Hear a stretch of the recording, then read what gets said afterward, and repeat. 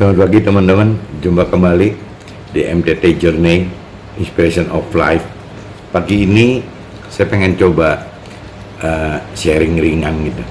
Jadi ada kejadian yang lucu di apa yang saya alami dalam hidup ini. Saya terlahir dari keluarga yang lebih jadi hanya mengandalkan adat istiadat saja gitu. Jadi saya sampai hari ini tidak pernah dalam hidup ini saya mengucapkan bapak atau ayah, ibu atau bunda, papa atau mama. Saya itu sampai ini hari tidak pernah gitu, tidak pernah bisa mengucapkan kata-kata itu, karena buat saya ayah saya adalah paman. Kalau di bahasa Chinese-nya orang panggil acek gitu. Kalau ibu saya panggil bibi gitu. Karena dalam bahasa Chinese-nya disebutnya encim. Adapun mertua saya karena saya tidak terbiasa panggil ayah atau ibu, bapak atau bunda atau papa atau mama. Akhirnya mertua saya pun saya panggil, yang laki saya panggil yang perempuan saya panggil tante.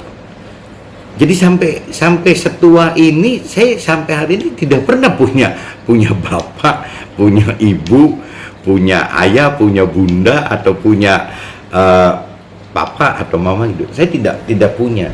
Nah, ini kriterianya jadi lucu gitu kalau saya pelajarin secara rohani gitu. Saya lahir seperti dipersepsikan sebagai kayak anak emas gitu, karena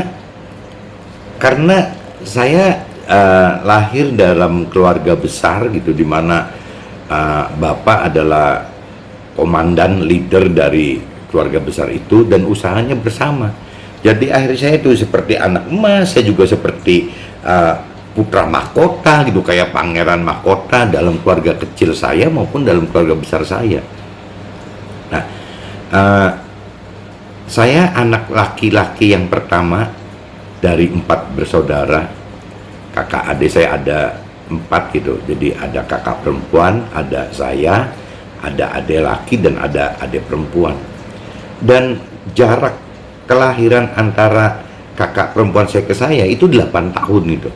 Nah, kalau konon menurut ceritanya, waktu tunggu papa mama tunggu saya 8 tahun ini sampai keguguran 2 kali gitu, baru lahir saya. Itu aja katanya mama harus bed rest sampai 8 bulan gitu, baru lahir saya.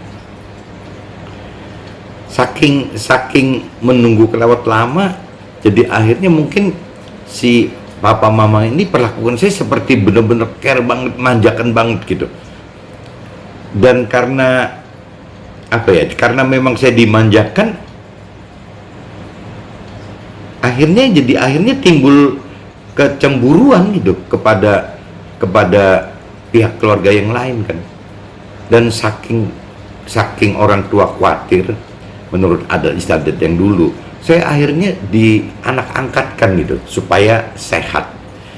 Menurut ceritanya seperti itu. Jadi saya dianak-angkatkan ke keluarga saya, ke paman yang lebih tua, dan sekaligus saya dianak-angkatkan sama dewa katanya. Jadi saya itu anaknya dewa, anaknya paman saya gitu.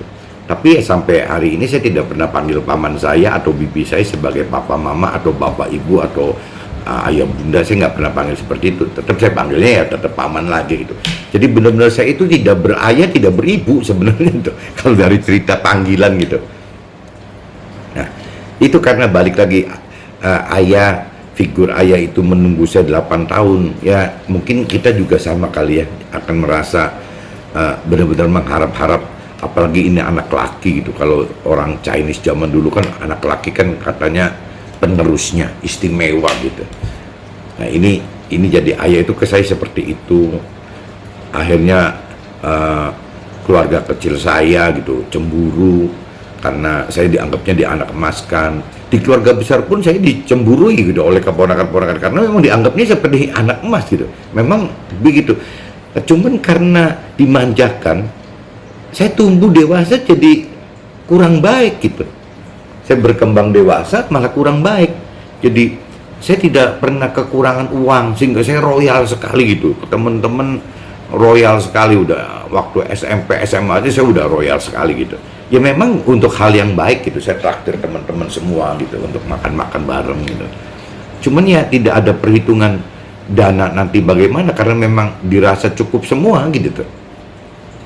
Kedua, karena tercukupi, selalu tercukupi, akhirnya mudah bosan gitu. Jadi apa aja bisa, tapi bosan gitu. Sebentar aja udah bosan, udah nggak suka gitu tuh. Ditinggalkan lagi. Jadi cuman bisa bikin panggung, tapi waktu untuk main di operation kan saya udah malas gitu karena saya anggap udah bisa kok ngerjain itu, ngapain saya terusin ngerjain itu gitu. Saya pindah lagi yang baru, gitu. Dan ujung-ujungnya juga tidak pernah fokus gitu. Jadi hidup itu mau kemana itu nggak fokus karena memang nggak ngerasa perlu apa-apa, semua sudah ada semua.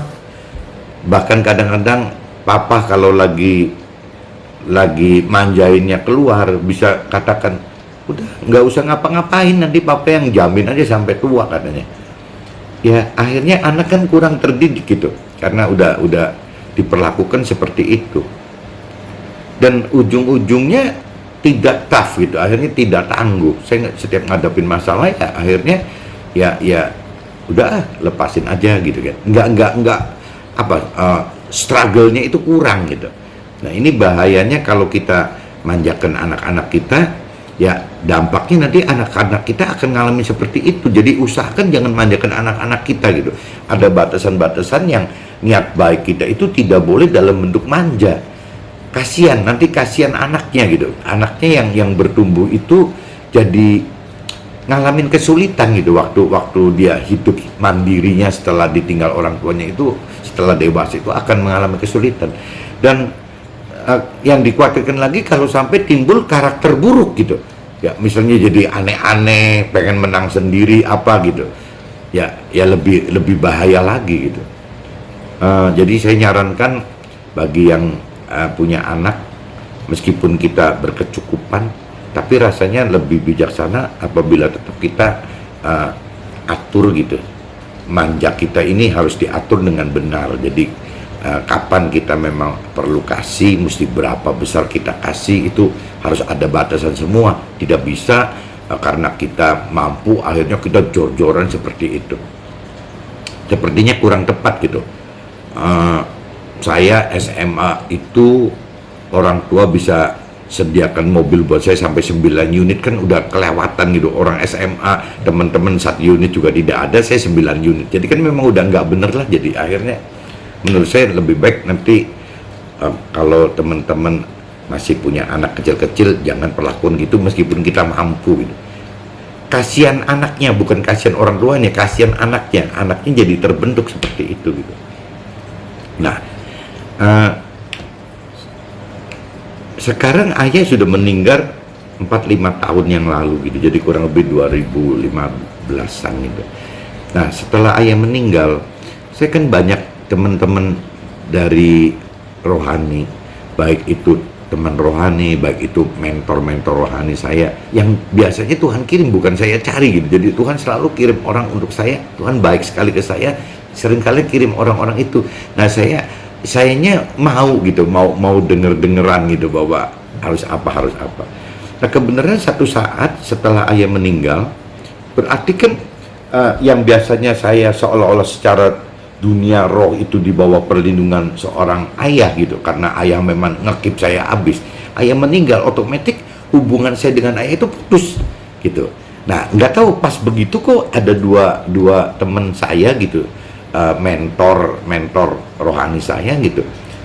Dia katakan, yang satu, yang si A mengatakan, mungkin bernubuat kali ya, ya Tuhan dengan ayah saya meninggal gitu tidak ada, ya Tuhan ya otomatis akan direct gantiin posisi ayah saya. Itu satu. Yang si B juga punya impresi, ya Tuhan dengan ayah sudah meninggal, Tuhan pengen ada hubungan langsung antara Tuhan dengan saya dengan Tuhan gitu. Jadi seolah-olah ini akan posisi ayah itu tergantikan dengan posisi Tuhan gitu.